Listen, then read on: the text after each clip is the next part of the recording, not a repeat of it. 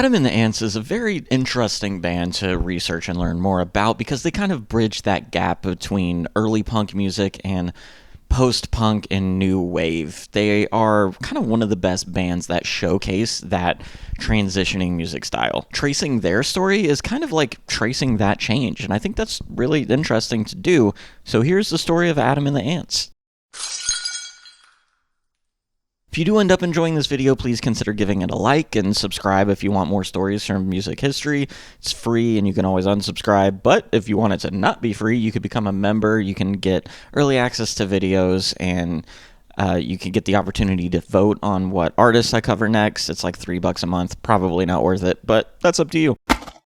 Before we begin, I want to give the caveat that this is a really, really hard band to research, which I did not expect. I'm in the middle of doing kind of deeper research on the Cro-Mags for a video that's coming up, and I thought in order to still get a video out, I would do Adam and the Ants. I thought it might be a little bit easier since they weren't a band for that long, just kind of quick video. It turned into a massive hassle. There were so many different ants, so I can't do this video the way I normally do it. Normally, I will kind of look at the background of each member of the band and kind of explain where they came from and where they went. There's too many of them to do that for this, so we're going to be mostly focusing on Adam Ant and telling his story and the band's story through him. Stuart Leslie Goddard was born in London in 1954. His father was a veteran of the Royal Air Force, who then worked as a driver, but his parents split up when he was 7, and he lived with his mother, who started to work as a house cleaner. She even briefly worked for Paul McCartney in the 60s, and she'd sometimes bring Stuart along, and he'd play with the McCartney's dog. Eventually, his mother ended up running a laundromat on a high street in their neighborhood. In school, Stuart was always a little bit rebellious. He even once threw a brick through a teacher's window, but then a teacher introduced him to art, hoping that it would kind of help him calm down and be an avenue to express some of that rebellious energy. He developed a love of music pretty early, learning how to play the bass at the age of 12 before he enrolled at Hornsey Art College. And then this is when the timeline starts to get a little bit confused. I've seen some people say that he dropped out of art college in order to join a band. I've seen some people say that he was in a band while at college. It's a little confusing, but we do know that eventually he ended up joining the band Bazooka Joe. Bazooka Joe was started in 1970 by John Ellis and Danny Kleinman, so it had been around for a while, kind of operating on the fringes of the London pub rock scene by the time that Stuart joined in 1975 as a bassist. Bazooka Joe is like a 50s-inspired rock and roll revue, but with Bazooka Joe, Stuart became a part of music history when he got the chance to headline the Sex Pistols' first gig. That first gig actually ended in a brawl because the Sex Pistols needed to borrow Bazooka Joe's equipment and then started trashing that equipment in the middle of the show, which Bazooka Joe very understandably didn't appreciate, so they fought the Sex Pistols on the stage. Danny Kleinman said, quote, "There was a little bit of not too competent playing. They seemed okay until they started smashing up our equipment. I was watching from the sidelines and Johnny Rotten turned around and started kicking the speaker cabinet, which we still hadn't finished paying for. I was thinking, what's going on? You're not Pete Townsend, mate." I'm sure me saying mate in my very non-British accent is gonna sound real weird in that. Over the years, so many different people have cited the Sex Pistols as the biggest influence on them deciding to play music or to play punk music or to try something different and break out of the mainstream art scene. But Stuart might have been the very first person to experience that. He immediately loved the Sex Pistols and understood what they were trying to do, even if he was allegedly the only person, Bazooka Joe, who actually got it after seeing that first gig. Again, stories here kind of differ. I've seen some people say that pretty soon after that Pistols gig, Bazooka Joe disbanded. I've seen other people say that Stuart just left the band because he was so inspired by seeing Johnny Rotten and the Pistols that he wanted to start his own punk band, but either way, he's out of Bazooka Joe. Stuart said about seeing that gig, quote, "Its simplicity really attracted me. It was very 3-4 chords, and the main thing was the attitude was so different. I think I was just very tired of being in Bazooka Joe, and I left that night. I said my goodbyes, and I formed the Ants," end quote. But before he could do that, a lot of things changed in his life. He got married to his college girlfriend, Carol Mills, even though he now says they were both probably far too young to get married. And then he suffered through a pretty serious bout of depression and anorexia. He said he was starting to feel really stifled by his suburban environment, and he didn't know what the next phase of his life was going to look like. He didn't know if he should focus on music or art or neither. He was just in a state of angst and confusion that I think a lot of people probably experience in that coming out of college phase of their life. He said, quote, "I just didn't eat. I wasn't attempting to slim. I was attempting to..." But when that wasn't working, he went to his mother-in-law's house and took every single pill he could find. After getting his stomach pumped, he was sent to a mental hospital where he was eventually released with the understanding that Carol would help take care of him. He said, quote, "Things went wrong and something snapped. I just became a vegetable for 3 months. I couldn't talk to people. I was very ill." After getting out of that mental hospital, he was very focused on starting a punk band, and he changed his name to Adam Ant. Stories, again, kind of differ on why he chose that name. He was always a little bit vague when he explained it. Apparently, he chose Adam because it was the biblical name of the first man, and he was in a period of intense reinvention and rebirth, so it kind of made sense. That's supported by the fact that Carol also changed her name to Eve, so it seems like it was kind of obvious that it was about that biblical situation. He said he chose the name Ant because that was the only thing that would survive a nuclear explosion, but other people said that it was because he was standing on a roof and he saw people down below and he said they looked like ants, and then some people said it was recommended by an early member of the band. Just kind of depends on who you ask. And then even though Carol changed her name to Eve, the two would end up divorcing pretty soon after this. In 1977, Adam was finally able to start his punk band, built out of the remnants of his college band, which he called the B-Sides. On guitar, he had Thomas Hardy, also known as Lester Square. On bass, he had Andy Warren, and for drums, he had Paul Flanagan. So that was the original lineup of Adam and the Ants, even though it was called the Ants at that point. And that group met for the first time at a Susie and the Banshees show on April 23rd, 1977. Pretty quickly after that, Lester Square left the band because he wanted to finish up college, and then he would form his own post-punk band called the Monochrome Set. To replace Lester, Adam brought in Mark Ryan. Mark was born in 1959 in London. His father was a university professor, and his mother was a nurse.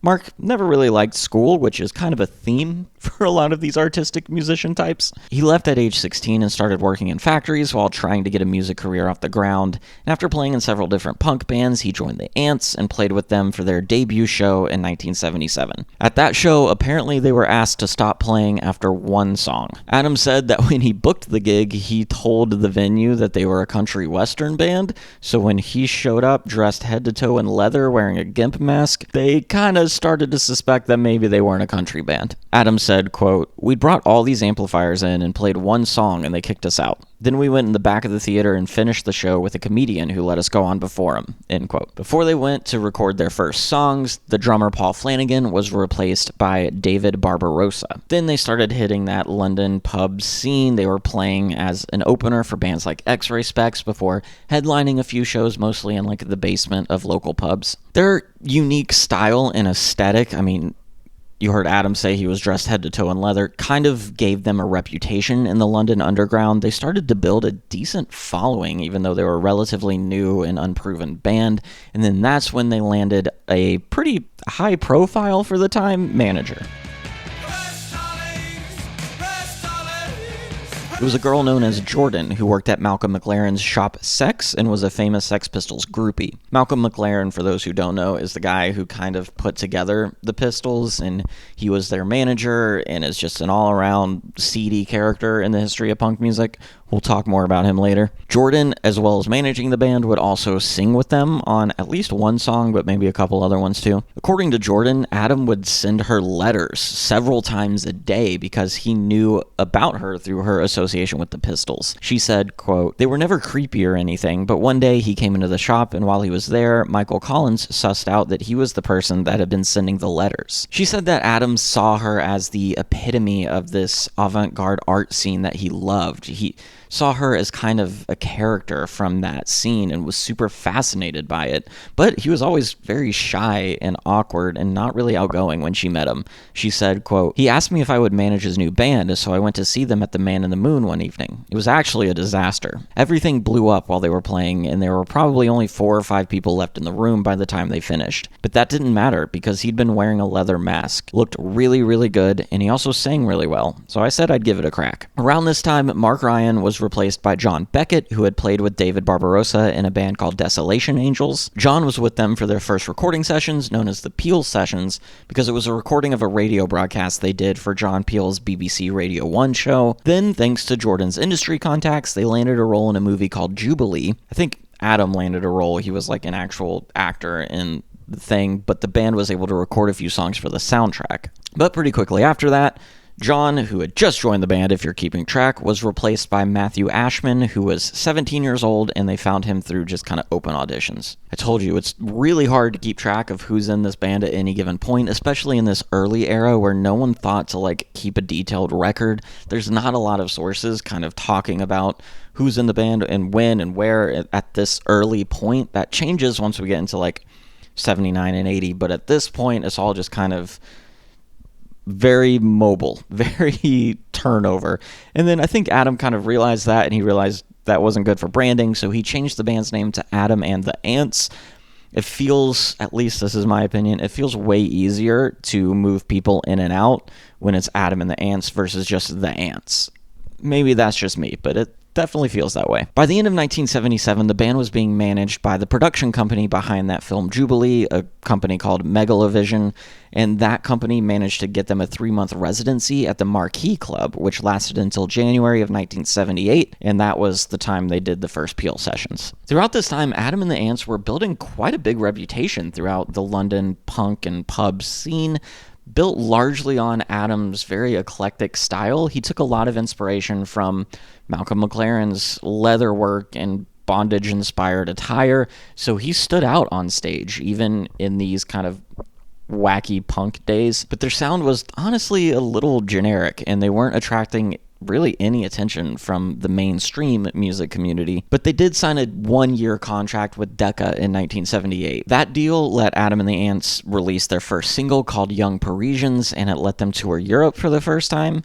The single was kind of confusing, and they wanted it that way. Adam and the Ants were a punk band at that time, but already they were leaning a bit more experimental in their sound. The single was a more show-tuney acoustic song that was kind of strange for a punk band to release. Probably because of that, it didn't gain any traction, and Decca backed out of releasing their second single and dropped the group. But despite being dropped by Decca, that didn't slow them down, and they were still selling out shows all across London, and it's kind of said that at that time, they were the biggest unsigned band in London. The band then signed with Do It Yourself Records, which, as the name implies, is an independent label. Then they re-recorded and released their planned second single, Xerox. That released in July of 1979, and then they embarked on a tour around the UK to support it. After playing together on stage for so long, the band was ready to get into a studio and record their debut album, so they entered Sound Development Studios in London and completed most of the instrumental recording in 3 days.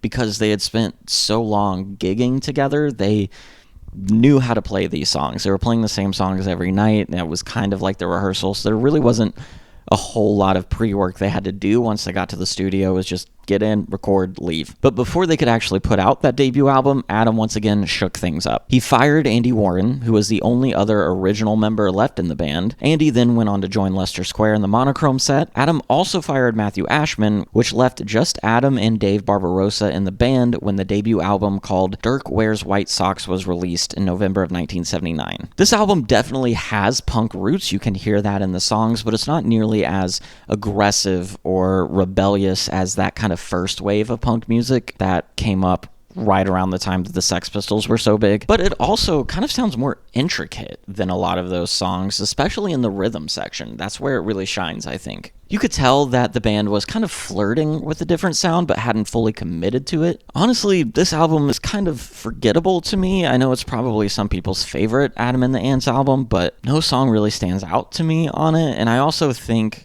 Adam chose to self-produce it, and I think that was a mistake. It definitely could have benefited from a competent experienced producer, especially considering it was their first album. I think they needed that, and I think it was missing something because of that. The album came out to pretty mixed reception. Adam and the Ants always attracted pretty negative press attention, and this album was no different. Notably, they received a really critical review from Paul Morley, which seemed to really sting Adam. He was still talking about it in not the best way back in like 2010, but despite all of that, the album had a really long stay at the top of the UK independent charts. So now, with the debut album out but most of the band gone, Adam and the Ants started in on a new chapter. Adam and Dave began working on new material, and then they brought back in Matthew Ashman to help them a little bit, and for bass, they brought in Lee Gorman. Lee grew up in London and first started playing guitar when he was 10 or 11, and his dad bought him one for Christmas. He first learned to play the James Bond theme, but then he started learning classical guitar by the age of 12. So when he switched to bass, he kept a lot of those technical skills and created a really cool style. He started playing bass because, quote, out of the blue, Mark Bolan's road manager, who lived on the next block, said, "You can use Mark's spare gear." I got the bass. I liked it because the strings were really thick. It was nice and heavy, low and deep. End quote. Since he was something of a musical prodigy, he could play most instruments and started working as a session musician at the age of 16 before finding himself in a few different punk bands. He was gigging with one of those bands when he was spotted by a member of the Vibrators who recommended that he audition for Adam and the Ants.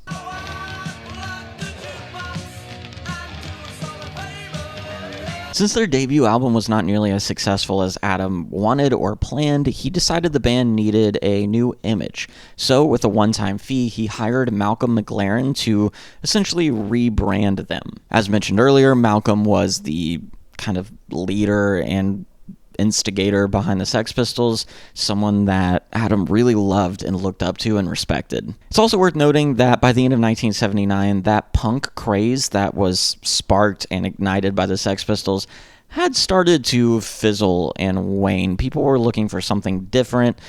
Punk had burned bright and fast, but it was wearing thin by that point. So Malcolm and Adam both recognized that and started changing the band into something different. Adam said, quote, "Malcolm said to me, 'Do you want to do underground records or do you want to be on everybody's cornflakes packet?' And I said, 'Of course I want to be as accessible as possible. I want to be everywhere. I want to live in a fishbowl.' So he said, 'I'm going the wrong way about it,' end quote. So Malcolm suggested they start taking their music in a more pop-focused direction and change up their image, appearing in like pirate outfits on stage. He also introduced them to this one song that was a remix of an East African field recording. That recording was of like 25 drummers in a kind of remote East African village, and it was called the Burundi beat. They became transfixed by that recording and loved that tribal African drum sound.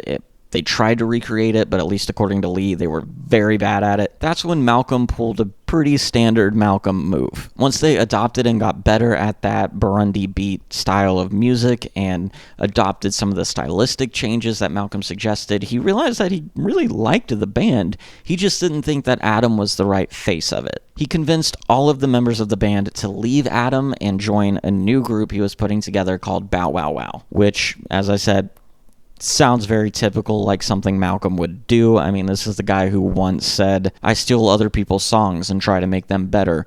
So he's not exactly the pinnacle of music business integrity. Lee said about that decision, "It wasn't easy for me. I asked my dad about it. He said I should have stuck with Adam. He said if Malcolm messed with Adam, then he would surely mess with me later on. We made a decision, me, Matthew, and David, to go for it ourselves. Adam was shocked. It was horrible." Bow Wow Wow is a whole different story that could be its own video, so let me know if that's something that you guys are interested in, and then maybe we'll do that. Understandably, Adam was really hurt by what Malcolm did. He said, quote, "There's one thing a band splitting up, but with that there's a friendship and there's a camaraderie, and that came into question. I think Malcolm saw a situation where he could conveniently get a really good band. A lot of water has gone under the bridge since then. We made up and everything, but it was devastating on a personal level. On a professional level, it turned out pretty good for both parties. Bow Wow Wow, which was a really good project and sounded great, and I did Kings, which was my view of things. So Adam had no choice but to put a new band back together and start over." The first person Adam contacted about restarting this band was arguably the best decision he ever made. He called up the guitarist Marco Perroni, who was a staple of the UK punk scene. He played on stage during the first ever Susie and the Banshees gig with Sid Vicious on drums in 1976. He also recorded a Peel session single with his band The Models and played in a group called Rima Rima. When he joined the Ants, he basically became Adam's partner. He would write with him and played a large role in shaping the music away from the punk roots into that popular sound that Malcolm suggested. And it would be the longest collaboration that Adam ever had. Chris Hughes, who was a drummer who spent some time in the band, said about Marco and Adam's partnership, quote, "They were like Mick and Keith, those two. They were unbreakable and totally held up each other's opinion. Adam and Marco were so tight you couldn't pick either of them off, and their forward motion was unstoppable." To round out the band, Adam brought in Kevin Mooney, who is the bassist from a punk band called the European Cowards, and Terry Lee Meow on drums. Meow? Probably Meow now that I'm looking at it. This new iteration of the band had a completely different sound, and Adam claims that's because he was constantly trying to reinvent the sound of the band. He said, quote, "I gave myself the task of changing the look and the sound with every album, which is kind of suicidal in pop music. Bands that have lasted, like U2, their sound hasn't really changed that much." It also wasn't the easiest transition for these guys to suddenly be the Ants. I mean, the established Adam and the Ants fan base didn't know them at all. They didn't trust them. They weren't sure what to make of it. As Marco said, there was animosity. A lot of people wanted Andy Warren back. Then there was another crowd of people who only focused on Adam, who only looked at Adam. They didn't actually notice that the band had changed, which was even more annoying. They don't even notice it's a different people. This version of the band became Adam's breakthrough. They became one of the biggest acts of the early 80s, in the UK at least. But before any of that could happen, they had to get out of their contract with Do It Yourself. So they recorded one more single to kind of fulfill that contract, and then went on a mini UK tour to support that single. And that UK tour was a massive success. They were selling out venues everywhere, and that brought a lot of label attention to the group. After that tour, they signed with CBS, and according to Marco, that was basically the only choice. He said it had to be a major label. Majors were the only people who had the clout and influence to take us where we wanted to go. They kept a lot of the influence that Malcolm gave them, keeping the pirate outfits and the poppier sound, and they took that into the recording of their next album, Kings of the Wild Frontier, released in November of 1980. That became a massive hit in the UK. It reached number 1 in January of 1981, and it meant that Adam and the Ants had officially arrived on the UK pop scene. If you listen to it, you can tell that it's way more polished than their earlier stuff, and it's kind of easy now to look back and just lump it in with the rest of the New Romantics movement and say it sounds pretty similar to that. But when you consider how early it came out in that movement, it was a massive force of change in that UK pop music scene.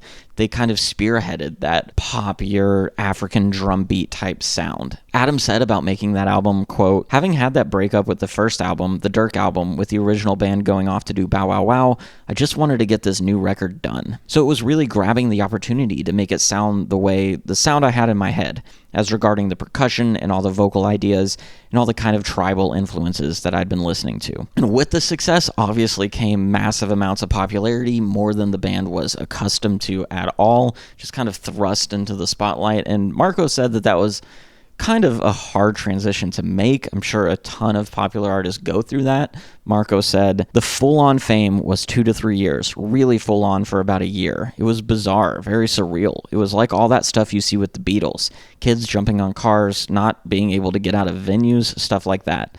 Not being able to walk the streets." But despite all of that, Adam claimed that they might have been pop now. They might have been doing a completely new sound. They might have been topping the charts, but he never lost that punk edge. He said he understood the punk roots, and he tried to keep them in everything that he did. He said, quote, "I think in my heart, punk will always be the sensibility that guides me, that 1% that says no. I think that the challenge for me was going from the underground to suddenly being on top of the pops, and overnight you have this chance, this opportunity to kind of, rather than moan about the mainstream, to try and make the effort to change it a little bit, ruffle it up a bit." A lot of the success of the group was driven by the aesthetically appealing music videos they put out, and that was helped a lot by MTV becoming a thing in the early 80s. Since Adam and the Ants never toured America, the American audiences only knew about them from their videos being played on MTV. But But Adam had already seen one musical fad fade, so he knew he needed to capitalize on this newfound success and released Prince Charming in November of 1981, which featured the band's first #1 single, Stand and Deliver.